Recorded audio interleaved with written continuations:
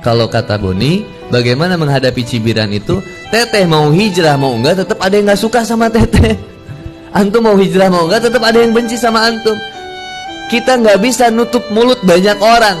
Tangan kita cuma dua, maka tutup tangan kita ini tutup di telinga kita aja. Cukup tutup telinga kita. Dah, fokus kita kepada meniti jalan Allah Subhanahu wa taala. Kita ini tugasnya beribadah. Kalau dia marah, kita yang ramah. Dia membenci, kita menyayangi. Nggak rugi kok. Mau ngecek rizki berkah, rezeki berkah itu, uang kita berkah, itu gampang salah satunya. Uang kita lebih semangat dikeluarkan dalam rangka kemaksiatan atau dalam rangka ketaatan. Misalkan, uang kita lebih mudah dikeluarkan untuk karaokean, lebih mudah dikeluarkan untuk main biliar, lebih mudah beli kuota buat main Mobile Legend.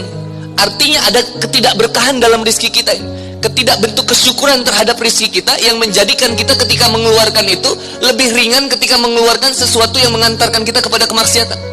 Tapi seandainya rizki kita senantiasa lebih berat diberikan kepada kebermanfaatan atau bahkan meningkatkan iman kita atau bahkan saling membantu saudara-saudara kita, maka bersyukurlah kepada Allah Subhanahu wa taala.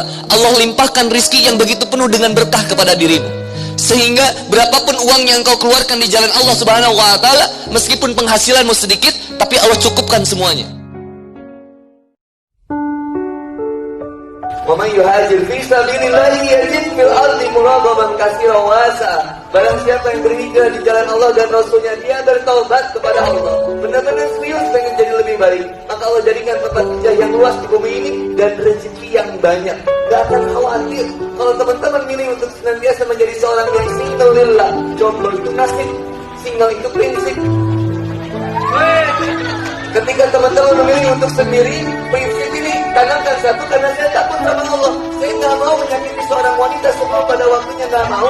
Bahkan ketika kita sudah menikah pun pantang kita meneteskan air mata wanita. Nggak boleh. Air mata seorang wanita mahal, brother. Seka air matanya, peluk dirinya kalau sudah nikah. Biarkan air matanya tertuntaskan di bawah kita. Itu laki-laki. Apa laki-laki membiarkan wanita menangis? Anak lagi zaman SMA, namanya wanita dilindungi sama anak. Maka ada pilihan yang bisa kita pilih. Dan kata Allah Subhanahu wa taala, nggak ada paksaan. Silakan. Mau sholat silakan, nggak sholat silakan. Nggak ada paksaan. Tapi apa kata Allah? Sesungguhnya sudah jelas mana jalan kesesatan, mana jalan ketakwaan. Siapa saja manusia yang dari dua pilihan itu dia memilih untuk kemudian memilih jalan takwa, dekat sama Allah, maka apa kata Allah? Quran surat Al-An'am ayat 125. Faman yuridillahu ayyahdiyahu yasrah sadrahu lil Islam. Allah Maha berkehendak menanamkan cahaya iman dan Islam kepada siapa saja yang dikehendaki oleh Allah Subhanahu wa taala. Dan Allah pun berkehendak menyesatkan manusia. Dibiarkan manusia terombang-ambing dalam lautan kebingungannya ketika ia enggan memilih jalan takwa, maka ia akan merasakan doyikon harajan kanama yas'adu fis sama. Dadanya sesak lagi sempit seperti mendaki ke langit, resah gelisah gundah gulana, sedih yang tiada berkeujungan karena jauh dari Allah Subhanahu wa taala. Ahwat, seandainya engkau mengatakan semua laki-laki sama, mohon maaf, kami berbeda. Seandainya laki-laki yang kau idamkan adalah seperti pria Korea, tinggi, semampai, tampan, putih, rambutnya Masya Allah, maka seandainya engkau mengharapkan pria Korea yang kau idamkan, ketahuilah, kami memang tidak tampan, tapi setidaknya kami memiliki iman. Yang dengan iman itu kami akan menghantarkan kau bahagia dunia dan akhirat. Seperti kisah. Memang sendal bisa menggantikan sepatu, lilin bisa mengganti lampu, tapi satu yang harus engkau tahu, aku tanpamu bagai butiran debu.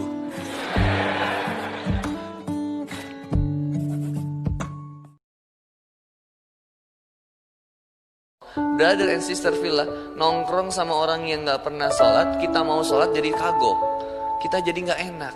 Tapi kalau nongkrong sama orang-orang yang sering sholat, belum azan juga udah diajak ke masjid. Makanya punya teman orang yang beriman itu bawel, brother. Asli, setiap langkah kita dikomentarin, tapi enak, dia ngingetin kita di jalan Allah, bukan kemudian menjerumuskan kita. Milih mana? Ada yang menampar membuat sadar, ada yang membelai tapi membuat lalai. Milih yang mana? Menampar tapi membuat kita sadar, nyakitin sih omongannya tapi bener. Omongannya sih gak nyakitin tapi salah, gak enak kan? Yang paling enak itu berteman dengan orang yang senantiasa saling ngingetin kita di jalan Allah. Bro, hati-hati bro. Jangan main COC terus bro, ayo sholat bro. Iya, bentar amat, repot banget sih lo. Bawel banget sih gitu. Padahal punya teman yang beriman itu enak banget dada. Mohon maaf, misalkan masih ada yang berpacaran. Seperti orang yang bermaksiat ketika berpegangan tangan misalkan. Kalau orang yang sudah menikah, pegangan tangan berguguran dosa-dosanya. Kalau yang belum menikah berpegangan tangan, baru pegangan tangan, berguguran pahalanya itu. Udah mah gak punya amal soleh, pahalanya gugur lagi. Belum itu aja, ketika kita masih berpacaran, apa ancamannya dari Allah dan Rasulnya? Orang tuanya nanti dibawa sama malaikat Zabania, kerikil tajam dan panas luar biasa dari neraka jahanam. Dibawa khusus untuk orang tua yang anaknya masih berpacaran.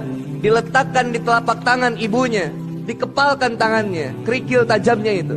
Ketika dikepalkan tangannya, hancur otaknya. Itu yang paling rendah standar. Bayangkan seandainya kita lakukan lebih dari itu dalam berpacaran, apa yang akan terjadi kepada diri kita dan keluarga kita.